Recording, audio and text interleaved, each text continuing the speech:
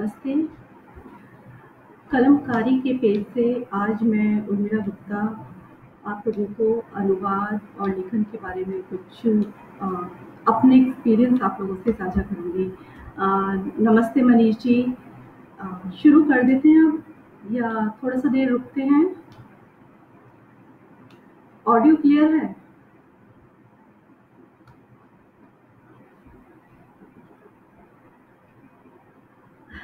अ,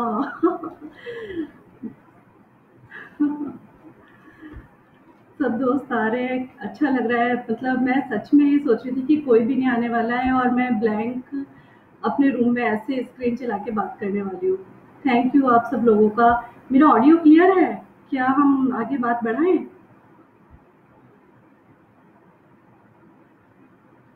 एक ओके के बाद मैं आगे बात बढ़ा दूंगी। कोई भी ओके नहीं कह रहा है मेरी आवाज़ के लिए।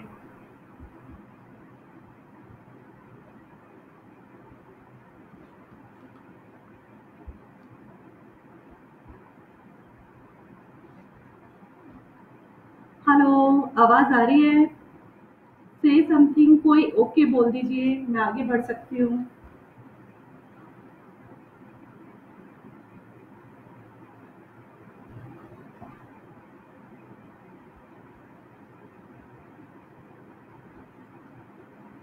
ओके। अब मैं बढ़ती हूँ।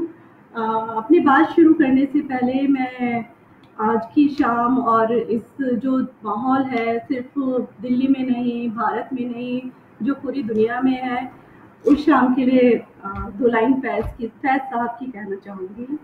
ये यहाँ पे दिल ना उम्मीद तो नहीं, नाकाम ही तो है, लंबी है गम की शाम मगर शाम ही तो है। ये इस टाइम मेरे को दिल नहीं लग रहा है, ये मेरे को ह्यूमैनिटी लग रही है, मानवता लग रही है, जो इस टाइम नाकाम हो रही है, लेकिन वो नाउम्मीद नहीं है। तो इसी दुआ के साथ कि ये शाम है, लंबी है, लेकिन शाम ही है जो ढल जाएगी, जो ख़त्म हो जाएगी। तो इसी के साथ अब हम आगे बढ़ेंगे। वैसे सबसे पहले मैं बताना चाहूँगी कि आप लोगों से ज़्यादा मैं हैरान हूँ कि मुझसे यहाँ पर बोलने को कहा गया है। एज ए अनुवादक, एज ए संपादक, हम लोगों का काम तो ऑफिस में गुमनाम टेबल पर बैठकर काम करने का होता है। वहाँ पे कभी-कभी ये काम इतना नीरस हो जाता है कि लगता है कि कभी-कभी अपनी आवाज़ हमें सुनाई नहीं पड़ती है। तो हम वो गुमनाम लोग हैं जो टेबल पे बैठ के काम कर रहे हैं। आज आप लोगों ने मौका दिया कि सामने आके अपनी बात कहते हैं, तो आप लोगों की किसको आदेश को या प्यार को या स्नेह को सर पे रखते हुए मैं आई हूँ अपने अनुभव साझा करने, बेसिकली कि हम क्या करते हैं और किस तरह से अनुवाद होता है, अनुवाद की प्रक्रिया या कोई किताब कैसे बन के तैयार होती है। इसमें मैं सिर्फ अपने अनुभव आप लोगों को बता सकती हूँ। तो उस पर हम बात करते हैं। छोटा सा मैं पहले आपको अनुवाद की भूमिका बता देती हूँ, जो कि जानते तो सब हैं अनुवाद क्या है। अभी आप बच्चे से भी पूछोगे तो वो बता देगा CAT कैट, कैट माने बिल्ली, RAT रैट, रैट माने चूहा। तो ये मैं इसलिए कह रही हूँ क्योंकि जब मैंने शुरू किया था काम तो ऐसी बातें सुनने को मिलती थी कि क्या करते क्या हो, वो जो लिखा हुआ है इंग्लिश में बस उसको हिंदी में कर देते हो। हाँ, इसके पैसे मिल जाते हैं। अच्छा, ये तो कोई भी कर देता है। अखबार तो मैं भी पढ़ती हूँ, किताब तो मैं भी पढ़ती हूँ। तो बहुत सारी चीज़ें उस टाइम हम सुनते थे और लगता था कि सीरियसली हम कर क्या रहे हैं, उसकी कोई वैल्यू है, कोई उसका वो है। लेकिन आज इतने सालों बाद हम कह सकते हैं कि हाँ, वैल्यू तो है। और वो लोग भी खैर अब मानते हैं। तो अनुवाद की भूमिका से मैं थोड़ा शुरू करना चाहती हूँ। अनुवाद की शुरुआत भाषा या बोली की शुरुआत जितनी ही पुरानी है, बल्कि मैं तो कहूँगी कि सभ्यताओं जितनी ही पुरानी है अनुवाद की शुरुआत की। और जिस प्रकार से भाषा या बोली का प्रसार अधिकतर कैसे होता है कि व्यापारिक कारणों से होता है, राजनैतिक कारणों से होता है, धार्मिक कारणों से होता है। तो यही तीनों कारण अनुवाद के प्रचार प्रसार में भी उतने ही अहम होते हैं। अ, अनुवाद के लिए सबसे बड़ा योगदान बेसिकली ईसाई मिशनरियों को दिया जाता है। ईसाई मिशनरी ईस्ट इंडिया कंपनी से भी पहले भारत में आ गए थे और अपने धर्म के प्रचार प्रसार के लिए उन्होंने यहाँ की लोकल लैंग्वेज को ना सिर्फ सीखा, बल्कि अपने उपदेशों को, अपनी बाइबल को उस भाषा में अनुवाद किया।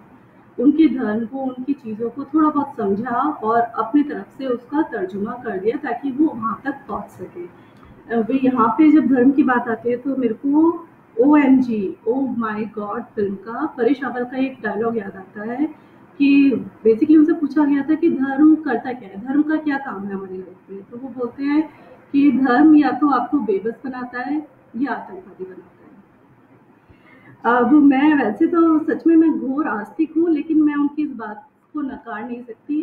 बट इसमें मैं एक चीज़ और जोड़ देती हूँ कि धर्म ये सब करने के साथ ही एक ये काम और करता है कि वो भाषाओं का प्रचार प्रसार करता है। उसने अनुवाद का भी प्रचार प्रसार किया, क्योंकि जो पहले-पहले आपको मिलते हैं, चाहे वो ग्रंथ थे, चाहे वो वेद थे, चाहे वो अलग किताबें थी, वो धार्मिक ही थी जिनको अनुवाद करने की तरफ लोग अग्रसर हुए। चाहे इसका मकसद ये बहुत पॉजिटिव नहीं था कि वो आपका पढ़ना चाह रहे थे, इसका ज़्यादा ये था कि वो अपना पढ़ाना चाह रहे थे। तो ये हमारा एक बेसिकली जो धर्म के लिए परेश रावल के साथ मैं एक चीज़ और जोड़ देती हूँ कि वो आपको अनुवादक भी बना देता है, या उसने अनुवादिक स्ट्रीम का वो कर दिया, शुरुआत कर दिया। तो एक इसी में एक और बात होती है कि हमारे जो बहुत सारे मनोवैज्ञानिक हैं, इवन जो हमारे मार्केटियर हैं, इंडस्ट्रियलिस्ट हैं, वो भी अपनी रणनीति जो बनाते हैं, जो मार्केट में प्रोडक्ट उतारने के लिए रणनीति तैयार करते हैं, उसमें भी वो धर्म को कहीं न कहीं दिमाग में ज़रूर रखते हैं। आप बहुत सारी चीज़ों को देख सकते हैं, चाहे वो बिग बाज़ार है, चाहे वो हमारा मैकडी है जो वेज लेके आ गया था, और जो भी हैं चीज़ें वो आपके धर्म और उसके साथ आती हैं। मनोवैज्ञानिक के तौर पे मेरे को हमेशा एक किताब याद आती है रचना इमानसली गांधी की, द इमर्जिंग फेमिनाइन। उसमें वो अपनी केस स्टडी कर देती हैं और उसमें वो बताती हैं कि वो कैसे अपने पास आए हुए क्लाइंट्स का, अपने पेशेंट्स का इलाज महाभारत और रामायण के किरदारों की गुत्थियों के साथ करती हैं। और वो काफ़ी बड़ी साइकोलॉजिस्ट हैं, उनका काफ़ी नाम है। तो मैं मानती हूँ ये बात कि हाँ, हमारे जो ठहराव होता है, जो अटकाव होता है, वो कहीं न कहीं उससे जुड़ा हुआ होता है। तो बेसिकली ये सब बताने का कारण मेरा ये है कि मैं आपको बताना चाहती हूँ कि अनुवाद बहुत पुराना है। ये कोई 15-20 साल पुरानी चीज़ नहीं है कि पब्लिशर बताएँ कि हमने अनुवाद शुरू किया या हम किताब लेकर आए। नहीं, ये बहुत पुरानी चीज़ है जो आदि सभ्यता से चला आ रहा है, और हर युग में आपको वो देखने को मिलते थे कि हर युग में अनुदित किताबों का बहुत बड़ा योगदान था। आप कह सकते हैं कि रामायण को अगर आप देखें, तो वो हर रीजनल के हिसाब से, हर क्षेत्र के हिसाब से अलग-अलग लिखा गया, तो ये भी तो एक अनुवाद ही था।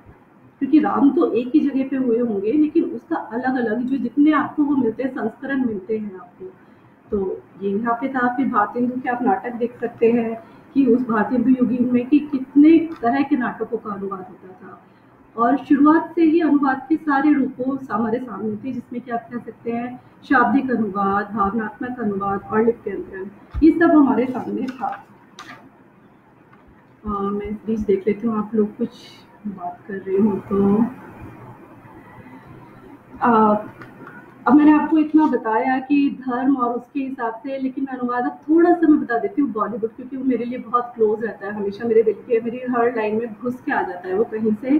तो बताती हूँ कि अनुवाद यहाँ पे भी हमेशा से हो रहा था। और आप विशाल भारद्वाज का तो देखते ही हैं कि ओमकारा, उनकी जो फिल्में हैं, ओमकारा है, मकबूल है, हैदर है, और इसमें आप अनुवाद की खास विशेषता देखते हैं कि ये सिर्फ तो लैंग्वेज को नहीं ट्रांसलेट किया, यहाँ पे इन्होंने परिवेश को ट्रांसलेट कर दिया।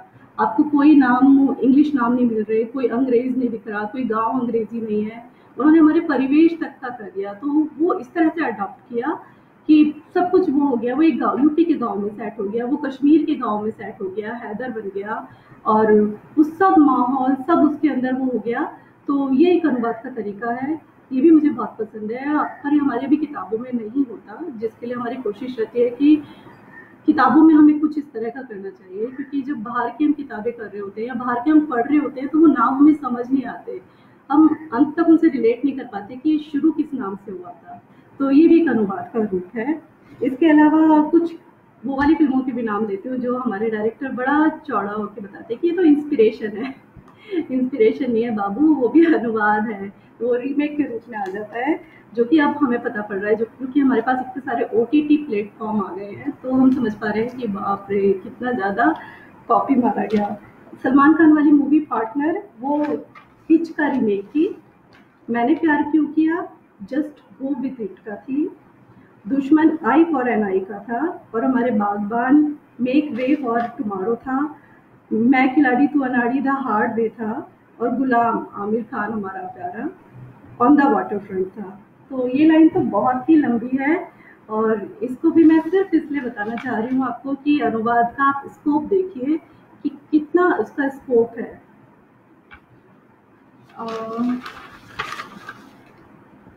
तो ये तो मैंने आपको छोटा छोटा अनुवाद की भूमिका बता दी है। अब मैं अब आपको अपना सफ़र भी बता सकती हूँ कि हमने कैसे शुरू किया, किस तरह से शुरू किया। साहित्य की छात्रा थी मैं। अक्सर मेरे पास भी वही सवाल आते थे, वही लोग पूछते थे कि क्या करोगे? हिंदी से करके क्या कर लोगे? हम भी परेशान थे कि हिंदी से करके क्या कर लेंगे? हिंदी साहित्य पसंद था तो पढ़ रहे थे, खूब-खूब पढ़ रहे थे।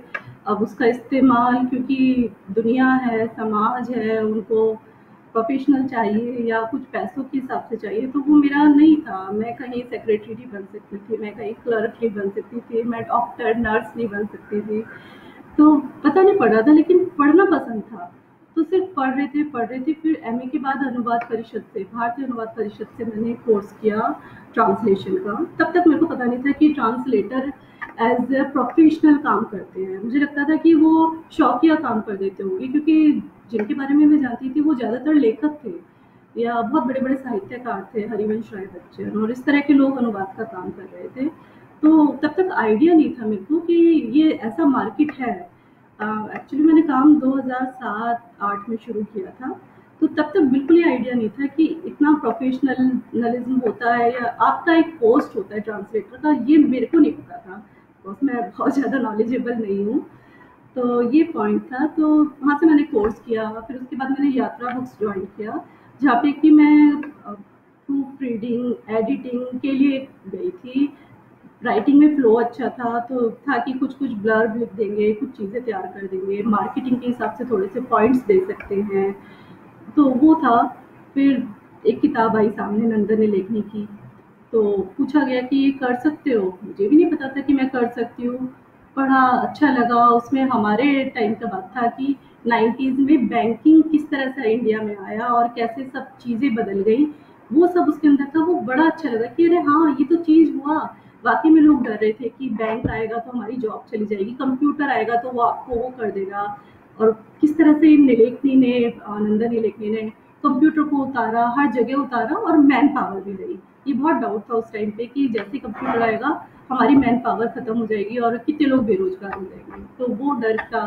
वो जो मैंने उसमें पढ़ा तो मैं उससे रिलेट कर पा रही थी, क्योंकि हम उसी समाज से आते हैं, मिडिल क्लास में ये सब चिंताएं थी उस टाइम पे।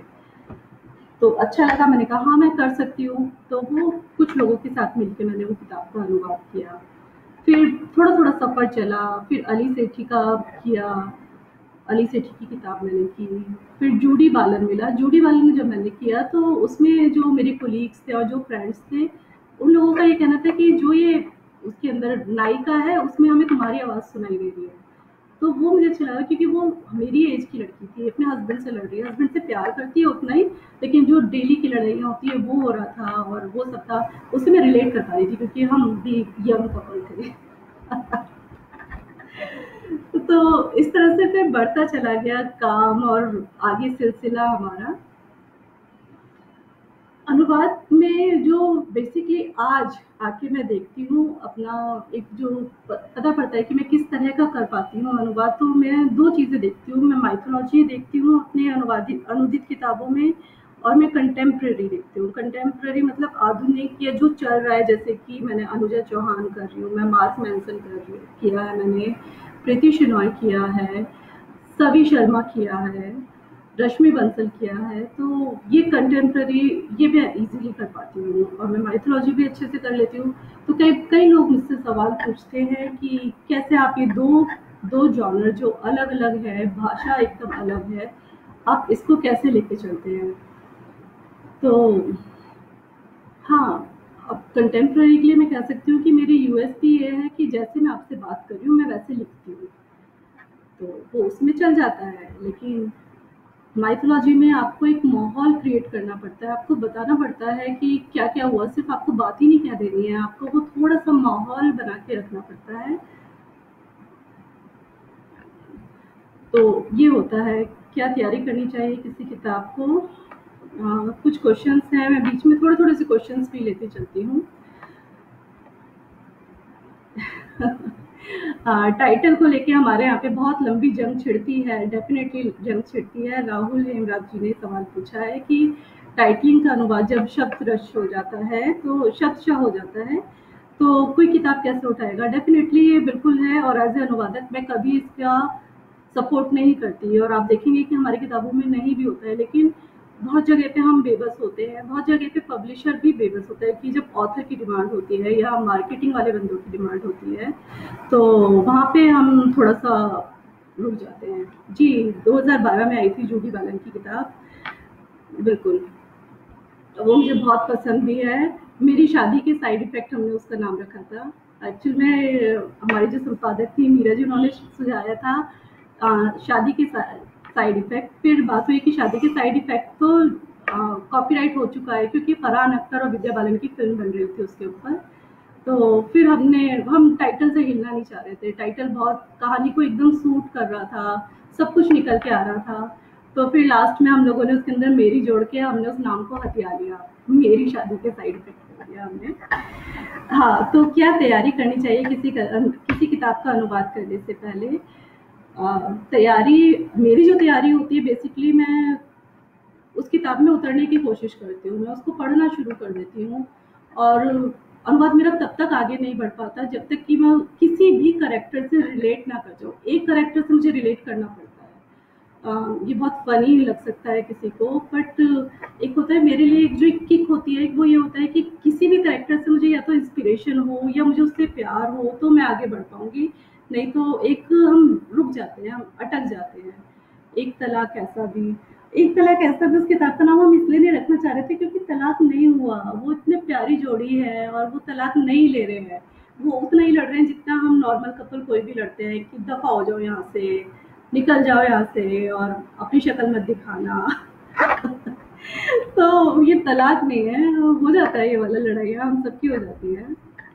देख लूँगा। तो हाँ, तो मैं बात कर रही थी कि किताब में उतरने की। अब मैं अमीश की पढ़ रही थी, मैं राम पढ़ रही थी अमीश की, और सब है मैंने, क्योंकि उनकी शिव वाली मैंने एडिटिंग की थी, उनकी शिव त्रयी रचना की, तो मैं उनके किरदारों को जानती थी, उनका तरीका जानती थी, तो मैं उस किताब को वैसे एंजॉय कर रही थी, लेकिन अभी तक मुझे उससे प्यार नहीं हो पा रहा था। प्यार मुझे तब हुआ जब एक जगह पे लक्ष्मण है राम वाली किताब में, और वो बोलते हैं आई लव यू उर्मिला। ओह! मैं इतना खुश हुई, मैं रिक्शे में पढ़ रही थी, मेट्रो से उतर के रिक्शे में बैठी हुई थी, और मैंने वहीं पे वो पन्ना मोड़ दिया। मुझे लगा कि नहीं, ये मेरे लिए है, इस टाइम मैं ये नहीं सोचूँगी कि ये किसके लिए है, क्या है, वो उस दिन वो मेरे लिए था। अगले दिन से मैंने उस पे काम करना शुरू कर दिया। ये बहुत फ़नी हुआ है, ऑफ़ कोर्स बचपना है, लेकिन थोड़ा-सा मैं ऐसे हो जाती हूँ। तो एक वो होना मेरे लिए बहुत ज़रूरी होता है किसी किरदार से जुड़ने के लिए। मैं इसी में एक और चीज़ जोड़ना चाहूँगी कि मैंने शहनाज़ हुसैन की भी किताब की थी। अब शहनाज़ हुसैन में मैं किससे प्यार करती ना, क्योंकि शहनाज़ हुसैन की बेटी ने लिखा है, उनकी जीवनी है वो। उसमें मेरे को हुआ कि पढ़े जा रही हूँ मैं, उसको आधी निकल गई हूँ और पता नहीं पड़ रहा क्या करूँ। फिर समझ में आया जब उसके बाद का जो लड़की का स्ट्रगल शुरू होता है, 14 साल में उसकी शादी हो गई शहनाज़ की, 16 साल में बच्चा हो गया।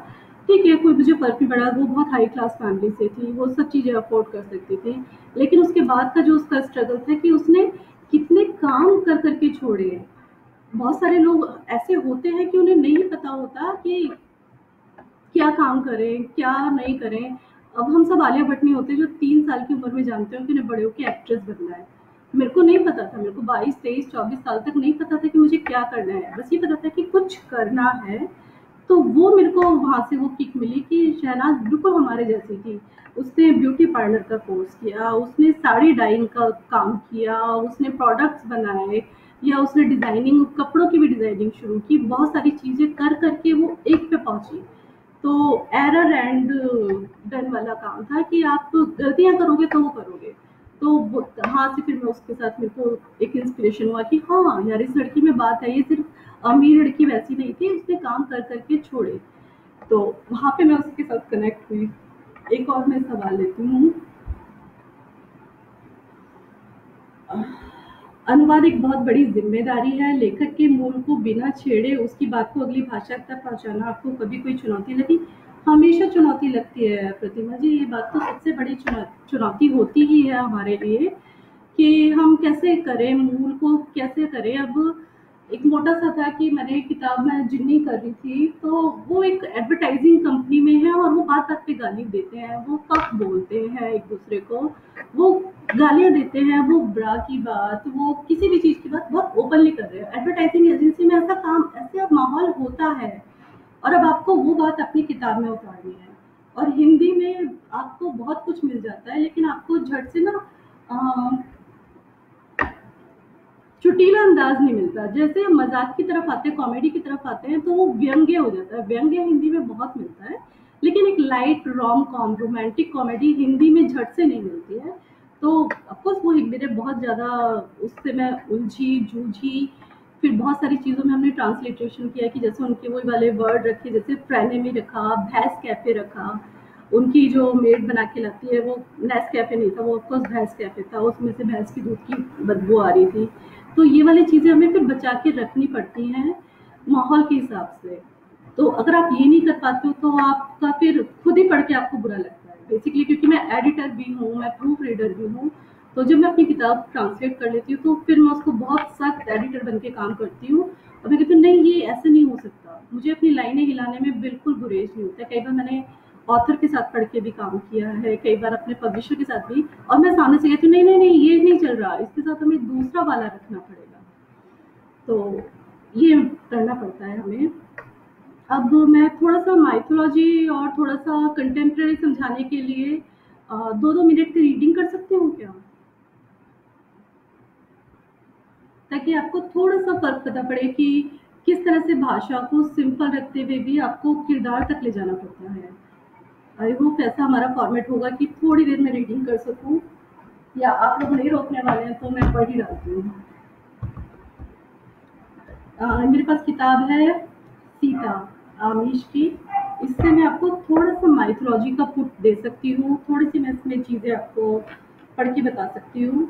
बेसिकली सीता में अमीश की जो कल्पना है, अमीश ने कल्पना की है कि विष्णु कोई अवतार या कोई वो नहीं है, भगवान वैसे नहीं है। विष्णु बेसिकली उन्होंने एक पदवी मानी है, उन्होंने माना है कि पोस्ट है वो, और उसके लिए कोई भी उम्मीदवार हो सकता है। तो यहाँ पे सीता में विश्वामित्र सीता को विष्णु पद के दावेदार के रूप में देख रहे हैं। उन्होंने उनको कुछ ट्रेनिंग कराई है, और अब वो उनको अपनी नगरी अगस्त्य कूटम लेकर आ रहे हैं। उनके लिए सीता विष्णु की पदवी संभालेंगी, और वो उनके लिए देवी हैं इस टाइम। तो जब सीता अगस्त्य कूटम आ रही हैं तो उनका किस तरह से ग्रैंड वेलकम किया जा रहा है, और वो मैं आपको थोड़ा सा पढ़ के बताती हूँ। इससे पहले कि सीता आगे कोई सवाल पूछ पाती, जटायु आगे बढ़ गए। जटायु ने अपना घोड़ा दाहिनी ओर बढ़ाया, जहां से सड़क आराम से घूमते हुए ऊपर की ओर जा रही थी। सीता घोड़े पे आ रही हैं, जटायु के साथ हैं, अलग अलग घोड़े पे, और उनका दल है, और वो पहाड़ी रास्ता है, और कुछ पहाड़ी की चोटी पर उन्हें जाना है। अब आधा रास्ता उन्होंने पार कर लिया है, अब आधे रास्ते से आगे की कहानी मैं आपको बताती हूँ। सीता ने भी अपने घोड़े को उसी दिशा में एड़ लगाई, और तभी नगाड़ों की आवाज आने लगी। जैसे ही रास्ता आगे खुला, उन्होंने सड़क की दोनों ओर बहुत से लोगों को पंक्ति में खड़े देखा। उनमें से किसी ने भी अंगवस्त्र नहीं पहन रखा था। केरल के लोग ऐसा तब करते हैं जब वो किसी मंदिर में देवी या देवता की पूजा करने जाते हैं। अंगवस्त्र नहीं पहनने का मतलब होता है कि वो अपने देव और देवी के दास हैं, उनके प्रति समर्पित हैं। और आज उन्होंने वो इसलिए नहीं पहना था क्योंकि उनकी जीवित देवी आज अपने घर पधार रही थी। नियमित अंतराल पर ढोल वाले कपड़े की रस्सी के सहारे अपने कंधों पर बड़े बड़े ढोल टांगे खड़े थे। सीता को देखते ही उन्होंने एक लय में उद्बोधक स्वर में ढोल बजाना शुरू कर दिया। हर ढोल वाले के सामने एक वीणा वादक भी खड़ा था। जो ढोल की ताल से ताल मिलाकर अपने तारों के सुर छेड़ रहे थे। बाकी की भीड़ अपने घुटनों पर झुकी हुई थी, अपना सिर झुकाए, और वो मंत्रोच्चार कर रहे थे। उनके शब्द हवा में तैर रहे थे, स्पष्ट और सटीक। ओम नमो भगवते विष्णु देवाय, तस्मै साक्षिणे नमो नमः। महान प्रभु विष्णु को प्रणाम, प्रणाम उनके साक्षियों को प्रणाम। सीता अपलक उनको देख रही थी। उन्हें समझ नहीं आ रहा था कि क्या करें। उनका घोड़ा भी ठहर गया। जटायु ने अपने घोड़े को खींचा और सीता के पीछे आ गए। उन्होंने टिक टिक की आवाज निकाली और सीता के घोड़े ने चलना शुरू कर दिया। आगे शीर्ष की तरफ हल्की सी उतराई चढ़ाई थी और इस प्रकार सीता आगे बढ़ने लगी। ओम नमो भगवते विष्णु देवाय, तस्मै मत्स्याय नमो नमः। महान प्रभु विष्णु को प्रणाम, प्रणाम प्रभु मत्स्य को प्रणाम। सीता का घोड़ा धीरे धीरे लेकिन बिना झिझके आगे बढ़ रहा था। भीड़ में अधिकांश चेहरों पर भक्ति के भाव थे। कुछ की आंखों से आंसू भी बह रहे थे। कुछ लोग आगे आए, टोकरी में गुलाब की पंखुड़ियां लिए। उन्होंने वो हवा में उछाल दी और अपनी देवी सीता पर फूलों की बरसात करते हुए ओम नमो भगवते विष्णु देवाय, तस्मै कूर्माया नमो नमः। महान प्रभु विष्णु को प्रणाम, प्रणाम प्रभु कूर्मा को प्रणाम। एक महिला आगे आई, अपने नवजात पुत्र को गोद में उठाए। वो बच्चे को घोड़े की रकाब के पास लाकर उसका माथा सीता के पैरों पर लगाने लगी। घबराई और व्याकुल सीता ने पूरी कोशिश करके खुद को पीछे हटने से रोका। सीता के नेतृत्व वाला दल सड़क पर आगे बढ़ता जा रहा था, चट्टान के शीर्ष की ओर। नगाड़े, वीणा, मंत्रोच्चार सब लगातार चल रहा था। ओम नमो भगवते विष्णु देवाय, तस्मै वाराभ्यै नमो नमः। महान प्रभु विष्णु को प्रणाम, प्रणाम देवी वाराही को प्रणाम। जो कोई अच्छे से पढ़ सकते हैं वो ये बताएंगे कि वाकई में इसमें और जिस तरह से एक माहौल बना है कि जिस तरह से मंत्रोच्चार हो रहा है, जो आराधना है, जो उनके कपड़े हैं, जो उनका फीलिंग है, वो सब निकल के आना चाहिए। तो यहाँ हमने ये डालने की कोशिश की थी। ऑफकोर्स अमीश का लेखन बहुत अच्छा है, मैं खुद उनकी फ़ैन हूँ, सारा मैंने उनका पढ़ा हुआ है, तो ये मेरे को अच्छा लगता है। और जिस तरह से उन्होंने एक फेमिनाइन कैरेक्टर को सिर्फ ये नहीं छोड़ा कि सिर्फ सीता हरण के लिए आएंगी, कि सीता को कोई उठा के ले जाएगा। उन्होंने सीता को स्ट्रांगली प्रेजेंट किया है, तो वो हमारा एक बनता है कि हमें वो देना ही होगा अनुवाद के अंदर। तो यहाँ पे हमने सीता को उस रूप में फिर पेश किया। एक छोटा सा उन्होंने इसी में एक अन्नपूर्णा देवी को भी एक श्रद्धांजलि दी है उन्होंने, तो एक वो वाला पैराग्राफ पढ़ देती हूँ। एक कृष्णकाय वृद्ध महिला को देखकर जटायु की सांसें रुक गईं। उनके खुले हुए सफेद बाल हवा में लहरा रहे थे। वह दूरी पर एक चबूतरे पर बैठी थी। उनकी गर्वित आध्यात्मिक आंखें सीता पर टिकी थी, जबकि आनंदित उंगलियां रुद्र वीणा के तार छेड़े हुए थी। अन्नपूर्णा देवी। पिछली बार उन्हें तभी देखा गया था जब वो कई साल पहले अगस्त्य कूटम में आई थी। आज वो अपने घर से बाहर निकली थी। वो सार्वजनिक रूप से अपनी वीणा बजा रही थी, अपनी कसम को तोड़ते हुए। एक भयानक कसम जो उनके पति ने उन्हें दिलाई थी, लेकिन आज कसम तोड़ने की खास वजह थी। महान विष्णु कोई रोज रोज अपने घर नहीं पधारते। ये वाला मैंने स्पेशली इसलिए पढ़ा कि मैं आपसे यही कह रही थी कि कोई भी चीज़ ऐसी नहीं है कि जो अब तक नहीं कही गई है। मैं लेखन में भी यही बताती हूँ कि आप कुछ नया नहीं बता सकते हैं, ऑलरेडी सब कुछ बताया गया है।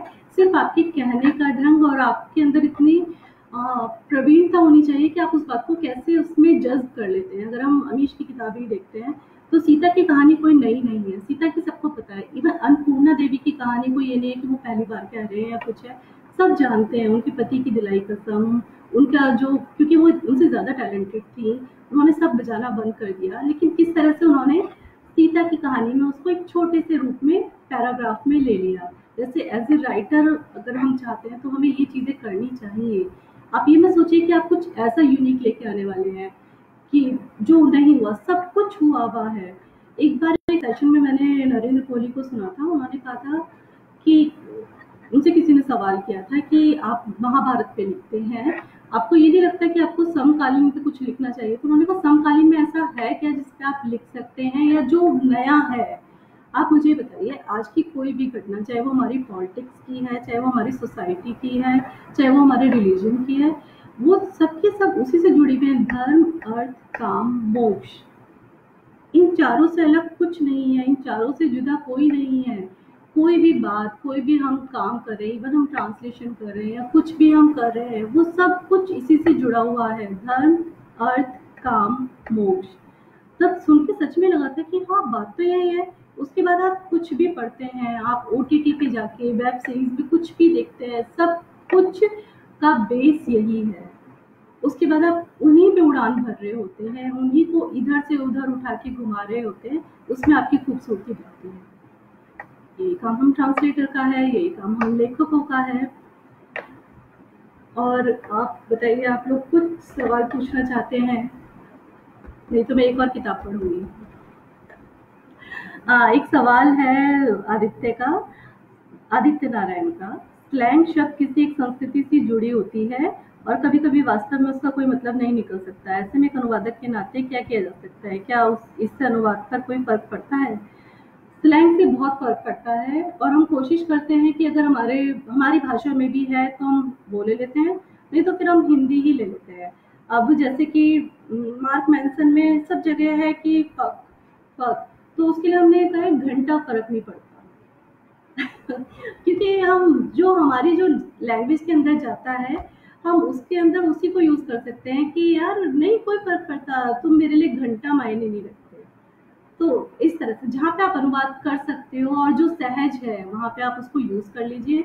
जहाँ आप नहीं यूज़ कर सकते तो फिर उसको इंग्लिश में ले लीजिए। इसको ट्रांसलिटरेशन कहते हैं। ये भी एक अनुवाद की ही प्रक्रिया होती है, अनुवाद का ही पार्ट होती है। ट्रांसलिटरेशन हम बेसिकली नाउन्स में भी करते हैं। जो किसी चीज़ का नाउन होता है, आप उसको वो नहीं करते हैं, उसको ट्रांसलेट नहीं करते हैं। शालीमार गार्डन ही रहेगा। जहाँ पे वो शालीमार बाग हो जाता है, तो वो जगह चेंज हो जाती है।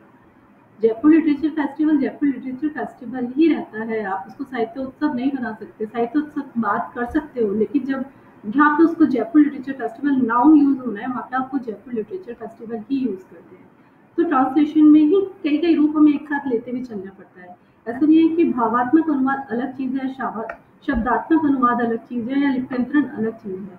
वो सब आप एक ही साथ लेते हुए चलते हैं और वन बाय वन, जैसे कि गुत्थ होती है छोटी की, कभी ये ऊपर कभी ये ऊपर, उसी तरह से वो ऊपर आ जाता है। कुछ और सवाल मैं देख लेती हूँ। लेखक का अनुवाद में कितना दखल होता है? हाँ, कभी कभी होता है और कभी कभी नहीं भी होता है।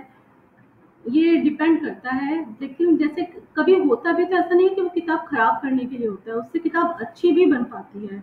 अभी मैं आपको हड़प्पा का उदाहरण दे सकती हूँ कि जब मैंने हड़प्पा की पहली किताब ट्रांसलेट की थी, तो विनीत वाजपेयी के पास गई और उन्होंने कुछ उर्दू शब्दों पे आपत्ति जताई। तो मेरे को बहुत सारे शब्दों के लिए पता भी नहीं था कि ये उर्दू शब्द हैं, क्योंकि वो नॉर्मल इतना बोल रहे थे। तो हमें लगा कि नहीं, ऐसा तो नहीं है कि खून, उन्होंने खून भी हटवाया, उन्होंने रक्त लिखवाया, तो हमें थोड़ा-सा आपत्ति उस टाइम हुई। लेकिन फिर हमने समझा कि नहीं, वो बात किस टाइप की कर रहे हैं, वो ज़माना हड़प्पा है और वो उस परिवेश में जाना चाहते हैं। हमने उनके कहने पे चेंज किया, लेकिन बाद में हम उससे बहुत संतुष्ट थे। तो कई बार अगर लेखक अनुवाद में दखल दे रहा है, तो वो उतना बुरी बात नहीं है, पर बशर्ते कि उसको भाषा की समझ हो। कई बार ये बात होती है कि लेखक को उस भाषा की समझ नहीं है और वो किसी से सुन के कुछ-कुछ कह रहा है, वहाँ पे दिक्कत होती है। लेकिन अपने लेवल पे मैं बताती हूँ कि ये वाली वजह से मेरे को अच्छा लगा, किताब अब हम पढ़ते हैं या उठाते हैं, तो अच्छा लगा। हमें छाँट-छाँट के वो वर्ड हटाने पड़े, लेकिन हुआ और वाक़ई में उसका एक रिज़ल्ट आया। ये मैं मानती हूँ। एक और सवाल है, आपको किस किताब का अनुवाद करने में मज़ा आया? ये बिल्कुल वैसे ही सवाल होता है जैसे कि किसी मम्मी से पूछा जाता है, आपको अपना कौन-सा बच्चा ज़्यादा प्यारा लगता है?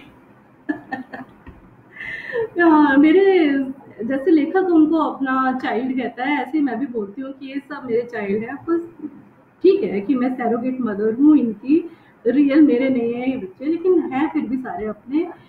और मज़ा तो बेसिकली मेरे को उनमें ज़्यादा आता है कि जो मेरे जैसे हो जाते हैं। वैसे अब तो मैं माइथोलॉजी भी करती हूँ और मेरे घर वाले अक्सर मुझसे पूछते हैं कि यार तुम किताबें कैसे करते हो? कभी तुम राम करते हो, कभी तुम सीता करते हो, कभी तुम हड़प्पा करते हो।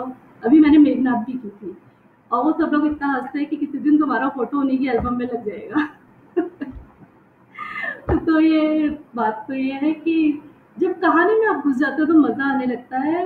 और वैसे मेरे को हल्के-फुल्के और रोम-कॉम पसंद है, जबकि उनको करना सबसे ज़्यादा मुश्किल होता है, मैं बता दूँ आपको। रोना आ जाता है और उसमें जो सारा मज़ा डाला जाता है, वो बाद में मैं एडिटिंग के टाइम पे ही डालती हूँ, क्योंकि मैं उनको बिना पढ़े निकाल ही नहीं सकती, रोम-कॉम को ख़ास तौर पे।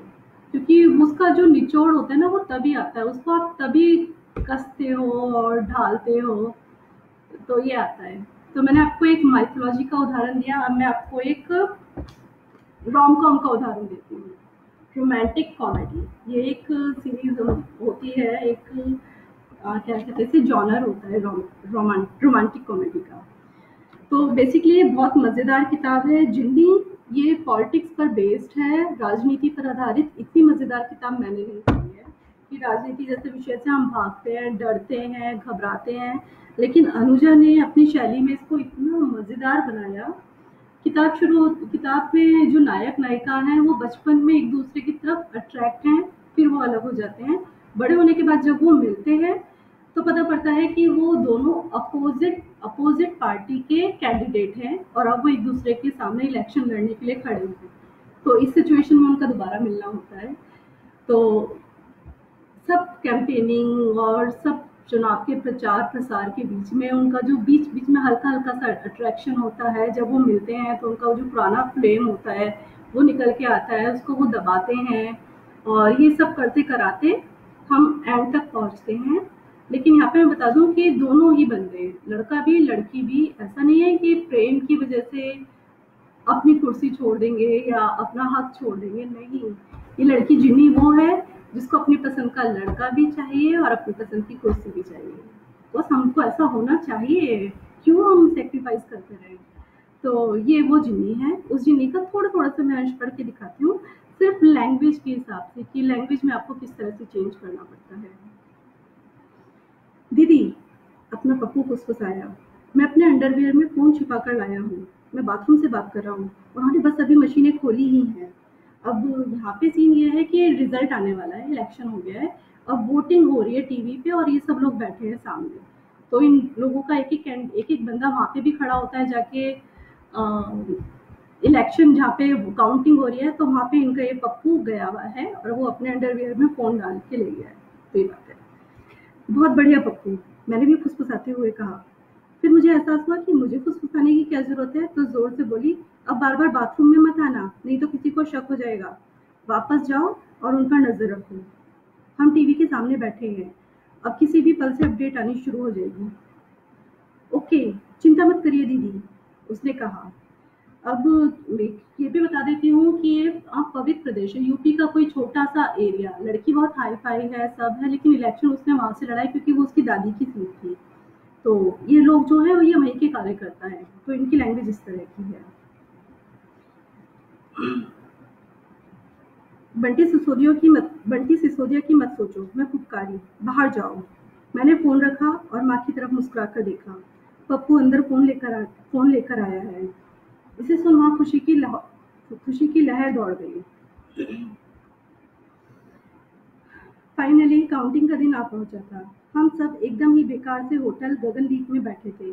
बिटोरा में सारी पार्टियों के चुनाव का गढ़ यही था।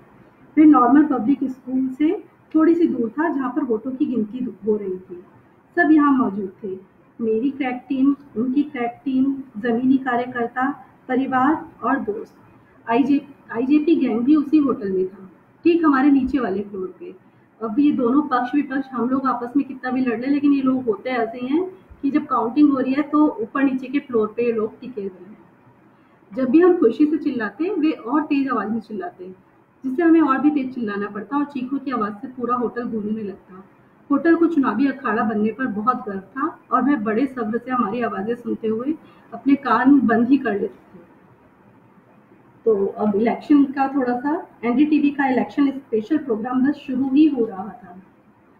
भारी भरकम देशभक्ति संगीत के साथ पर्दे पर भिन्न पार्टियों के चुनाव चिन्ह, उठी हुई उंगली, फूल, हाथी, साइकिल, भाषण देते नेता, भीड़, झंडे और पोस्टर्स के साथ गांव की दो औरतों का चमकता घूंघट उनके झुर्रीदार चेहरों पर फिसलता है।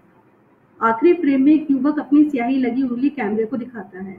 इसी के साथ नाटकीय अंदाज में स्क्रीन पर लिखा आया, इंडिया वोट्स, और फिर अगला ही सीन स्टूडियो का, जहां चहकते हुए प्रण बिश्नोई भड़कीली नारंगी टाई में अपने दर्शकों का स्वागत करते हैं।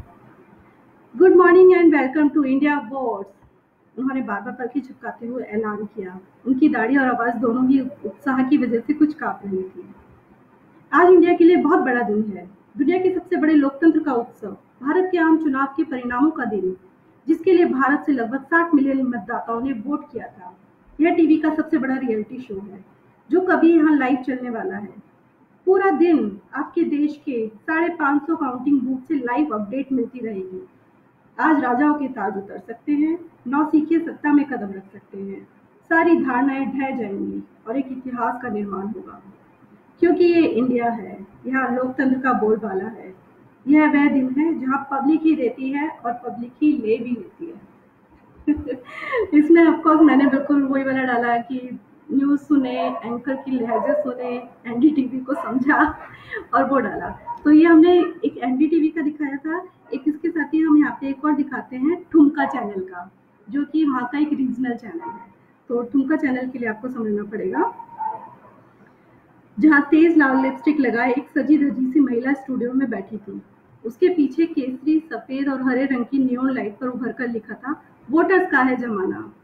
आप देख सकते हैं कि हेडिंग भी आप देखिए, उनका है इंडिया वोट्स और यहाँ पे है वोटर्स का है जमाना। अब बोल रही है हमारी एंकर, जी हाँ, वोटर्स का है जमाना और वोटर्स की ताकत को आज दुनिया देखेगी। ये पब्लिक है प्यारे, और अगर तुम इससे नहीं डरे तो ये तुम्हें बहुत बुरी तरह मार देगी। और अब हमारे पहले अपडेट आ गए हैं। सरोजनी पांडे हाल ही में स्वर्गीय हुई पुष्पा पांडे की नातिन 13,000 वोटों से पीछे चल रही हैं।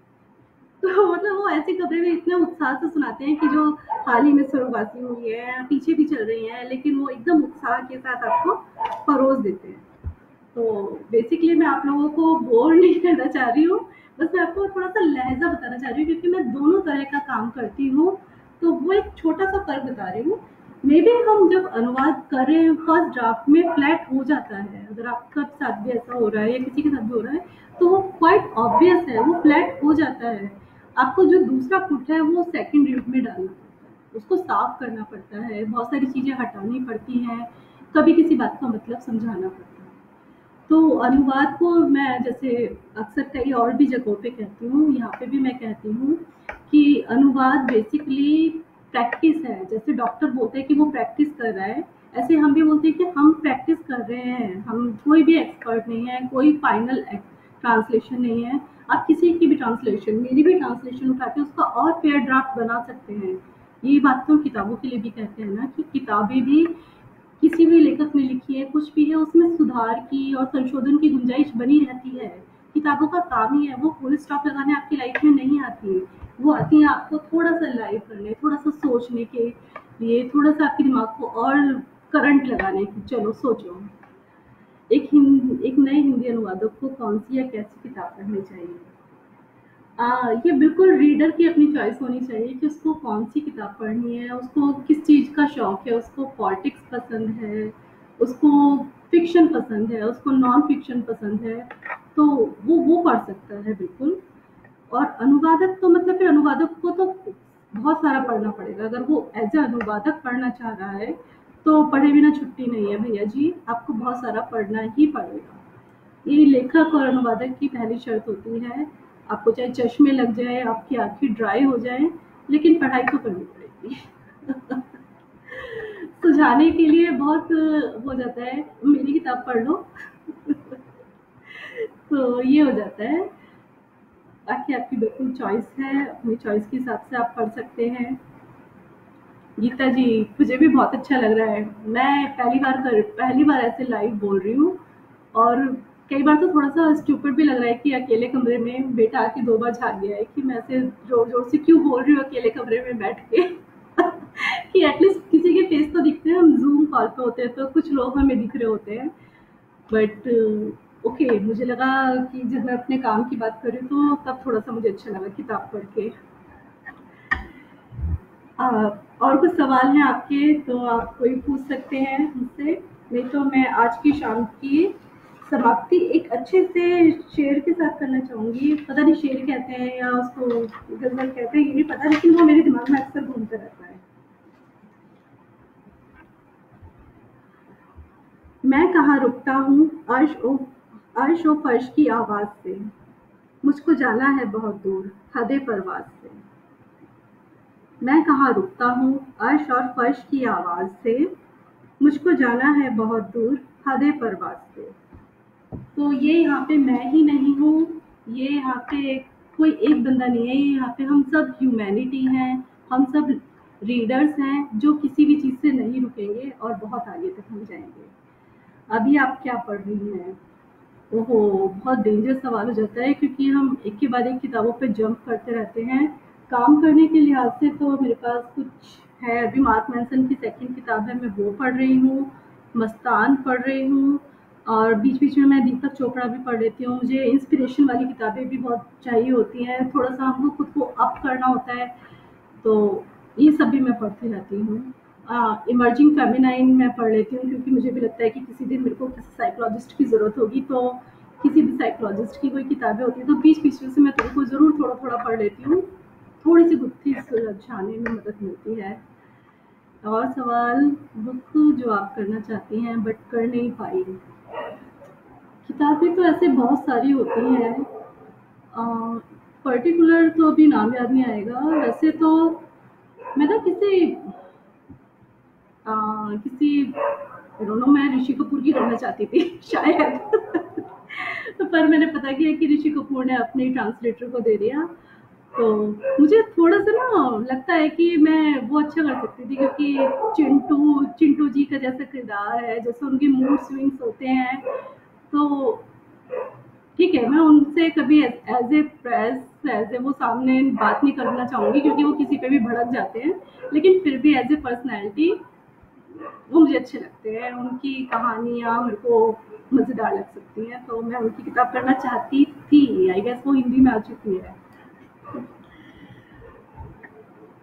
अ, आप सबसे बात करके सच में मुझे बहुत अच्छा लगा और थैंक यू, आप सब लोग आए। सीरियसली मैं बहुत डर रही थी। बहुत बहुत धन्यवाद आप लोगों का। आपके कोई भी और जो सवाल होंगे या कुछ क्वेरी होंगी आप मुझे बता सकते हैं, मैं किसी भी टाइम आपके साथ बात कर सकती हूँ। मैं कोई ऐसी पर्सनैलिटी नहीं हूँ कि मुझको लाइव होके बात करना पड़े, मैं किसी भी टाइम आप लोगों से बात कर सकती हूँ। Thank you. Okay, bye.